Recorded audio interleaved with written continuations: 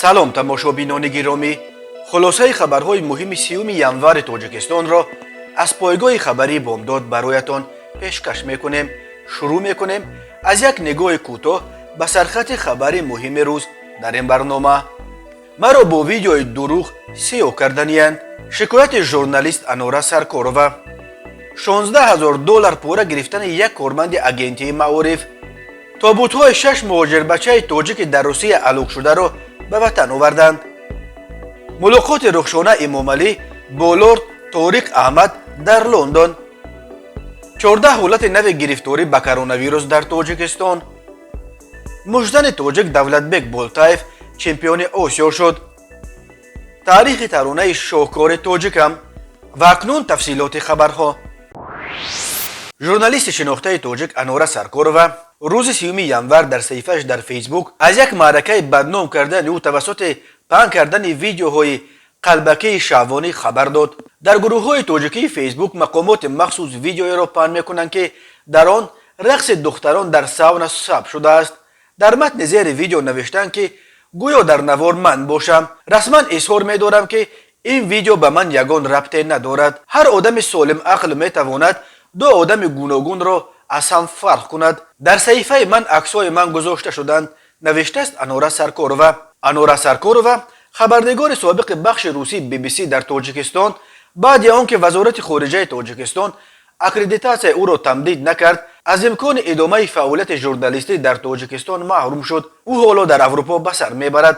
Анора Саркорова дар матлабҳояш дар шабакаҳои иҷтимоӣ сиёсати мақомоти Тоҷикистон нисбат ба зодгоҳаш вилояти мухтори Кӯҳистони Бадахшонро танқид мекунад. танқидҳои ӯ баъди ҳаводиси ахири Бадахшон шиддат гирифт. ёдовар мешавем, дар поёни моҳи ноябр куштори сокини боздоштшудаи ноҳияи Рӯшқала Гулбидин Зиёбеков мунҷар ба эътирозҳои густурдаи дар хорух шуд. ахиран дар саҳифаҳои марбут ба фермаи Ҷавоб ки гурӯҳҳои троллҳои рӯ ба ҳукуматро бо ин ном маъруф шуданд, матлабҳо ва видеоҳои ба зидди ин журналист пайдо шуд. Анора Саркорова мутмаин аст ки дар паси ин маъракаи бадном кардани вай мақомоти махсуси Тоҷикистон истодаанд. мақомот расман чӣ гуна дар шабакаҳои иҷтимоӣ пайдо шудани видеои ба зидди Анора Саркороваро шарҳ надоданд, вале дар гузашта мавридҳои истифодаи компроматҳои шаҳвонӣ ба зидди рақибони сиёсӣ аз ҷониби чӣ тарафдорони ҳукумат ва чӣ тарафдорони оппозитсияи тоҷик мушоҳида шудааст. дар соли 2019 дар интернет видеои маҳрамонаи як зани тоҷики фаъолро нашр карданд. ин зан пеш аз ин моҷаро бо ташкили маъракаи ҷамъоварии имзоҳо дар зери петитсия ба номи президенти Тоҷикистон Эмомалӣ Раҳмон ноил шуд, то сабти номи дубораи симкортҳоро тамдид кунад. маълум шуд ки ба пеши ӯ як марди ҷавонро фиристоданд ки дилашро ба даст биёрад ва вақте он номард ба ин муваффақ шуд, сабти мулоқотҳои ошиқонаи худро дар интернет гузоштанд. он фаъоли тоҷик расман ба мақомот муроҷиат кард то гунаҳкоронро барои беобрӯ карданаш дар байни ҷомеа ба ҷавобгарӣ бикашанд. вале то кунун дар бораи ин ки оё касе барои ин кор ҷазо гирифт ё не иттилоъе нашр нашудааст. як манбаи мӯътамади пойгоҳи хабарии бомдод хабар дод ки кормандони агентии мубориза бо коррупсияи Тоҷикистон рӯзи 21 январ як корманди агентии назорати соҳаи маориф ва илми Тоҷикистон, як ниҳоди давлатӣ вобаста ба президенти ин кишварро бо иттиҳоми гирифтани $16,000 аз як корафтода дастгир карданд. ба гуфтаи ин манбаъ Даю, зодаи ноҳияи Данғара, фарзанди Саю, як мақоми даргузашта баландпояи вазорати корҳои дохила ҳангоми гирифтани пора ба маблағи $16,000 аз шаҳрванд С бо далели шайӣ ба даст афтодааст ва ин маблағҳоро ҳамчун далели шайӣ мусодира карданд. ҳамсӯҳбати бомдод гуфт ки боздоштшуда ба шаҳрванд С ваъда додааст ки ӯро дар ивази $16,000 якбора аз соли дуюм дар донишгоҳи давлатии тиббии Тоҷикистон дохил мекунад. дар посух ба ин савол ки оё дар воқеъ сухан дар бораи қабул кардан ба мактаби олӣ якбора аз соли дуюм меравад, манбаи бомдод гуфт бале. дар ҳақиқат ин интиқол аз дигар мактаби олӣ ба донишгоҳи тиббӣ яъне перевод набуд, балки шаҳрванд С баъди пардохти $16,000 якбора донишҷӯи соли дуюми ин донишгоҳ мешуд. перевод $16,000 намешавад, хеле арзонтар аст нархаш, гуфт ӯ. ба гуфтаи ин манбаъ як шарики Даю ки ӯ ҳам мансабдори давлатист дар чорчӯби ин парванда дастгир шудааст, вале ба хотири халал нарасонидан ба ҷараёни тафтишот اسم او نشر نمی شود. تفصیلات از این بیشتر پرونده در حال حاضر دسترس نیست. به ضد کارمند می توان گفت همکنون سابق اگنتی وزارت سوهای معارف و علم بر اساس قسم 4 ماده 247 کودکس جنایتی تاجیکستان با اتهام قلابی پرونده گشودند. در حال حاضر دایو به شرط بیرون نرفتن از محل زیست در آزادی شرطی قرار دارد و هر دفعه باید با طلب تفتیشات برای بازپرسی و دیگر حرکت‌های تفتیشاتی حاضر شود. خبر داد منبع بامداد. منبع بامداد همچنین خبر داد که قبلا هم به ضد امین نفر بر اساس قسم‌های 2 و 3 ماده 247 پرونده‌های جنایتی گشوده بودند، ولی هر دفعه او با سوء استفاده همسابق دانشگاهی رئیس اگنتی مبارزه با کروپسیا سلیمان سلطانزاده بودنش از جوابگاری خلاص خورده بود. طوری به نظر می رسد از نام وی سوء استفاده کردن همسابقش به دل سلطانزاده هم زده است که تا حال یگان کس برای حل و ول کردن این پرونده در بین ندرآمده است. اگنتی نظارت سوهای معارف و علم تاجیکستان هنوز این خبرات تصدیق یا رد نکرده است. نظام معارف تاجیکستان یکی از ساحه‌های فسادزده در این کشور به شمار می رود. در نیمه اول سال 2021 در مؤسسه‌های مربوط به وزارت معارف و علم 79 حالت جنایت‌های کروپسیونی ثبت شده بود. بنا به حساب‌ها مقامات اگنتی مبارزه با کروپسیا وزارت معارف و علم در نیمه اول سال 2021 در پی مقامات حکومت دولتی و بانک‌ها در چمپیونات نهادهای فسادزده‌ترین تاجیکستان در زینه سیوم جای گرفته بود. لازم به ذکر است که یک هدف تأسیس اگنتی نظارت ساحه معارف و علم تاجیکستان همچنین یک نهاد علاوه از وزارت معارف نیز پیشگیری از کروپسیا گفته میشد. راهبری این اگنتی را فعلا شاهین سعیدزاده پسر وزیر سابق معارف و علم و رئیس کنونی کمیته تلویزیون و رادیوی تاجیکستان نورالدین سعید در دست دارد.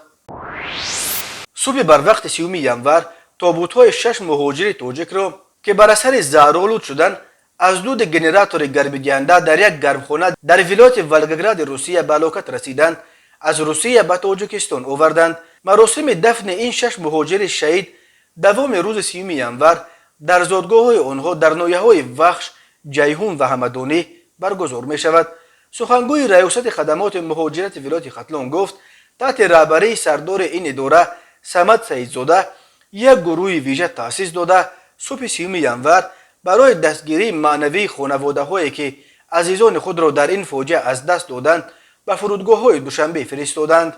مقامات ناحیه وخش برای عائله فیض‌الدینوف که در آن فلاکت فاجعه بار در ولگراد 3 عضو این عائله جان باختند برای انتقال 3 تابوت عزیزانشان 2 ماشین یاری تاجری جدا کردند. سخنگوی خدمات مهاجرت ولایت ختلان گفت عین چنین کمک به خانواده‌های قربانیان دیگر فاجعه ولگراد نیز پیشنهاد شد، ولی آنها این کمک را رد کرده گفتند عزیزان شهید شدهشان را با ماشین‌های خود از فرودگاه می‌گیرند. بنا به معلومات دقیق کرده مقامات مهاجرت ولایت ختلان در فاجعه شب 26 ینور در ناحیه سردناختوبینسک ولایت ولگراد اینها جان باختند. برادران فیض‌الدینوف قابل جان سال تولدش 2001 و قاسم جان سال تولدش 2002 همچنین عمک آنها نورالدین فیض‌الدینوف سال تولدش 1985 هر 3 ساکنان دهه نورفتار جماعت وحدت ناحیه وخش. کبوتوف سید اکرم حسن‌الدینویچ سال تولدش 2000 ساکن دهه پخت‌آباد جماعت تاجیک‌آباد ناحیه وخش. سلاموف ایدیبک میرزا خوجایویچ سال تولدش 1992 قبلا در جماعت وحدت ناحیه جیهون زندگی میکرد. محمد جان رحمان علی سال تولدش 2000 ساکن ناحیه همدانی. صمد سعیدزاده سردار ریاست خدمات مهاجرت ولایت ختلان در فرودگاه دوشنبه شخصا به خانواده‌های قربانیان اظهار همدردی کرده است. جسدهای این 6 کارمند خواجگی فرمری رستوکسک صبح 26 ینور در داخل گرمخانه مربوط به این خواجگی در دهه رخینه پیدا کردند. گفته می شود آنها بر اثر شبانه از کار برآمدن گنراتور گرم دهنده از دود آن زهرآلود شدند. بنا به خلاصه تفتیشات این گنراتور که با بنزین کار میکرد با نقض قاعده‌های بی‌خطری گذاشته شده بود و دودش به داخل گرمخانه میرفت. در رابطه با مرگ این 6 مهاجر تاجیک مقامات تفتیشاتی ولایت ولگراد بر اساس قسم 3 ماده 109 کودکس جنایتی روسیه با اتهام از بی احتیاطی به هلاکت رسیدن بیش از 2 نفر پرونده جنایتی آغاز کردند. این بند قانون همچون جزا تا 4 سال زندان محدود کردن از آزادی و یا کارهای اصلاحی به همین مدت را پیش بینی میکند. هر سال بیش از 1 میلیون نفر و تقریبا نصف اهالی قابل کار تاجیکستان با مقصد تامین روزگار خانواده‌های خود به روسیه به مردکاری میروند و هر سال در روسیه بیش از 1000 نفر از مهاجران تاجیک به علتهای گوناگون ترک این دنیا میکنند. فلاکت‌ها در جای کار و زیست یکی از علتهای عمده مرگ مهاجران تاجیک در روسیه به شمار میرود. سفیر فوق‌العاده و مختار جمهوری تاجیکستان در پادشاهی متحده بریتانیای کبیر و ایرلند شمالی رخشانه امامعلی روز 27 ینور سال 2022 با وزیر دولتی بریتانیای کبیر عاید به آسیای جنوبی و اتحاد لورد طارق احمد ملاقات انجام داده است. وزارت کارهای خارجه تاجیکستان خبر داد که در این ملاقات دایره وسیع مسائل همکاری‌های دوجانبه تاجیکستان و بریتانیای کبیر را در ساحه‌های گوناگون مورد بررسی قرار داده، راجع به دورنمای رشد آنها تبادل افکار نموده، طرفها همچنین اطراف مسائل مهم منطقوی و بین المللی ابراز نظر کردند. بنا به گزارش وزارت خارجه، لورد طارق احمد در فعالیت من بعد رخشانه امامعلی باعث سفیر تاجیکستان در بریتانیای کبیر کامیابی ها آرزو نمود. لورد طارق احمد نیز تصوراتش از دیدار با رخشانه امامعلی را در توییتر چنین بیان کرده است: خوشنودم که با رخشانه امامعلی نخستین زن سفیر تاجیکستان ملاقات کردم و مسائل ثبات در منطقه، اقلیم، رشد اقتصادی و حقوق انسان را بررسی کردم. از بس که ما 30 سالگی روابط دیپلماتی را تجلیل میکنیم، من بی‌صبرانه منتظر همکاری‌های مشترک جهت رشد مناسبت‌هایمان هستم. طارق محمود احمد 3 اپریل سال 1968 در محله لمبت در جنوب لندن در عائله مهاجران از ولایت پنجاب پاکستان به دنیا آمده. از نگاه مذهبی مسلمان و پیرو رویه احمدیه می باشد. او تاجر موفق و سیاستمدار است که از حزب کنسرواتورهای بریتانیا نمایندگی می کند. طارق احمد سال 2011 با صورت عمرباد پیر انتخاب شده. در نوع مرتن شهر لندن به او عنوان لورد اونبلدون را دادند. طارق احمد از سال 2017 وزیر دولتی بریتانیای کبیر عاید به آسیای جنوب و اتحاد است. رخشانه امامعلی دختر چهارم از 7 دختر پرزیدنت تاجیکستان امامعلی رحمان و همسر مالک شرکت بزرگ فراز و دهها شرکت و کارخانه به نام او مربوط شمس‌الله صاحبوف می باشد.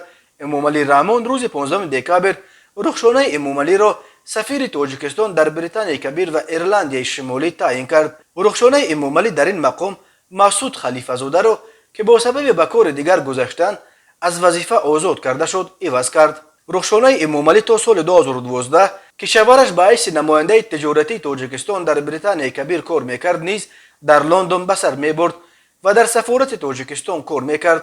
بعد بازگشتش به تاجیکستان رخشانه امامعلی در وزارت کارهای خارجه به کار درآمد و در سالهای آخر در مقام معاون سردار ریاست سازمانهای بین المللی این وزارت کار میکرد. رخشانه امامعلی از فرزندان پرزیدنت امامعلی رحمان نخستین نفر است که به مقام سفیر تعیین شد. اشرف گلوف یک داماد امامعلی رحمان سفیر تاجیکستان در ترکیه است. آزاده رحمان دختر دوم پرزیدنت تا تعیین شدنش به مقام رئیس دستگاه پرزیدنت در سال 2016 چندین سال در مقام سردار ریاست کنسولی، معاون وزیر و معاون اول وزیر کارهای خارجه تاجیکستان کار کرده بود. تماشابینان عزیز، یادآور می‌شویم خلاصه مهمترین اخبار تاجیکستان را از پایگاه خبری بامداد تماشا دارید. برنامه را ادامه می‌دهیم. وزارت تندرستی تاجیکستان شام 29 ینور خبر داد که در یک شبانه روز آخر در کشور 14 حالت نو گرفتارشوی شهروندان به کرونا ویروس نو کووید 19 ثبت شده. در این زمان 18 نفر قبلا به این ویروس گرفتار شده از این بیماری شفا یافتند. از 21 ینور به این طرف وزارت تندرستی در عموم 202 حالت به کرونا ویروس گرفتار شدن شهروندان را تصدیق کرده است. با وجود از مریضان پر شدن بیمارخانه‌ها و تایید کرونا ویروس در بدن ده‌ها نفر از سوی آزمایشگاه خصوصی، وزارت تندرستی تاجیکستان از 20 نوامبر تا 21 ینور طی بیش از 2 ماه به این طرف آشکار شدن یگان حالت نو کرونا ویروس را در کشور اعتراف نمی‌کرد. به حساب وزارت تندرستی شماره رسمی گرفتار شدگان به این ویروس از آغاز پاندمی تا شام 29 ینور در تاجیکستان بر اساس آمار رسمی وزارت تندرستی به 17297 نفر رسیده. از این شمار تا امروز 17096 نفر شفا یافتند و 124 نفر متاسفانه فوت دیدند. به این ترتیب تا شام 29 ینور 77 نفر گرفتار کرونا ویروس در شرایط خانه و بیمارستان تحت طبابت قرار داشتند. ولی بسیاری ها بر اینند که شماره واقعی گرفتار شدگان و قربانیان کرونا ویروس در تاجیکستان خیلی بیشتر از آمار رسمی است که وزارت تندرستی اعتراف میکند. مقامات تاجیکستان واکسن را یک راه از همه مؤثر و علما ثابت شده جلوگیری از گسترش بیماری کرونا ویروس میشمارند. تاجیکستان تا امروز توسط برنامه کوواکس که تقسیم عادلانه واکسن های ضد کرونا ویروس را در بین کشورهای دارای و نادار به هدف دارد، به صورت رایگان حدود 12 میلیون وایه واکسن به دست آورده است. حالا در تاجیکستان ساکنان را به گرفتن وایه سیم واکسن تشویق کرده ایستادند. مشزن تاجیک دولت بولتایف در مسابقات قهرمانی بوکس آسیا در بین ورزشگران تا سن 22 در شهر توشکند در بازی نهایی بر رقیبش از قرقیزستان رستم ایریزبک غالب آمده سزاوار مدال طلایی این مسابقات و عنوان قهرمان بوکس آسیا در وزن تا 92 کیلو شد. 12 مدال طلایی باقی مانده مسابقات توشکند نصیب مشزنان دسته میزبان ازبکستان شد. دولت بولتایف در دور سوم رقابت نهایی رستم ایریزبک را مغلوب کرد و چمپیون شد. جای سوم را در این وزن مشزن ازبکستانی جواهر تغویمرودف به دست آورد. در عموم تاجیکستان را در مسابقات توشکند 19 ورزشگر نمایندگی میکردند. 7 نفر آنها 4 جوان و 3 دختر صاحب مدال شدند. بغیر از دولت بولتایف همچنین 3 مشزن دیگر جوان از تاجیکستان عبدالملک بولتایف، نیکروز سلیموف و شعباز حییتوف صاحب مدال های نقره شده در بین زنان سمیه قاسمووا در وزن تا 48 کیلو تا دور نهایی را یافت و بعد شکستش از مشزن ازبکستانی فرزانه فوزیلووا با مدال نقره اکتفا کرد. حسنیه خالووا و ملکه نظامووا در وزنهای تا 50 و تا 63 کیلو مدال برنجی به دست آوردند. در عموم در چمپیونات آسیا در توشکند ورزشگران از 12 کشور اشتراک کردند. این مسابقات میبایست ماه دکامبر دایر میشد ولی به تاخیر افتاد. به این دلیل سن نهایی ورزشگرانی که حق اشتراک دارند 1 سال بالا بردند و در چمپیونات آسیا در توشکند ورزشگران سالهای تولدشان از 99 تا 2003 اشتراک کردند. دختران در 12 وزن از 48 تا بیش از 81 کیلو و جوانان در 13 وزن از 48 تا 92 کیلو وارد رقابت شدند. در سالهای 90 در ازبکستان ترانه با نام من تاجیکم ایجاد شده بود. ترانه معروف تاجیکم را بار نخستین در سال 1993 یک آوازخوان تاجیک زبان از ناحیه بایسون ازبکستان خیرالله نصرالدینوف اجرا کرده بود.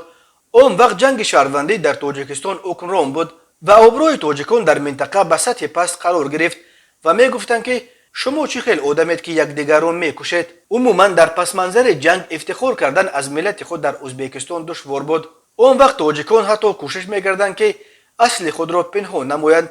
خیرالله نصرالدینوف با عذاب زیاد این همه را پیگیری نموده و بعد به مردم خاطر رسان کرد که تاجیکان اصلا کی هستند. او با یک هموطنش از بایسون ازبکستان آموزگار محلی اسمت الله کنجایف کمک کرد و متن سرود تاجیکم را نوشت. در سرود خود از فرزندان فرزانه خلق تاجیک به مثل رودکی، فردوسی، خیام، سعدی، حافظ، سینا، عینی، ترسونزاده و درباره سهم آنها در فرهنگ مدنیت جهانی یادآور شد. تا به حال ترانه من تاجیکم در رادیوهای محلی، شبکه‌های تلویزیونی محلی منتظم صدا می‌دهد، اما داستان دشوار آفرینش این ترانه را حالا کم کسی به یاد می‌آورد و مؤلف متن اصلی نیز به دلیل معروفیت ترانه تقریبا فراموش شده است. خیرالله نصرالدینوف برادر ادیب شناخته عنایت نصرالدین بوده مکتب تاجیکی رقم 5 دهه پسرخی ناحیه بایسون ولایت سرخندریا را ختم کرده است. سالهای 70 عصر 20 در بخش تئاتر دانشکده صنعت تاجیکستان به نام میرزا ترسونزاده تحصیل نموده است.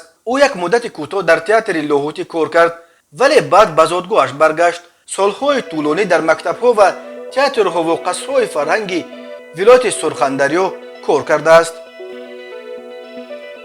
تماشابینان عزیز و گرامی، این بود مرور به خلاصه چند خبر مهم امروز تاجیکستان، خبر و گزارش های بیشتر از تاجیکستان و درباره تاجیکستان و اطراف آن را در سامانه پایگاه خبری بامداد در این نشانه پیگیری نمایید: www.bamdad.com.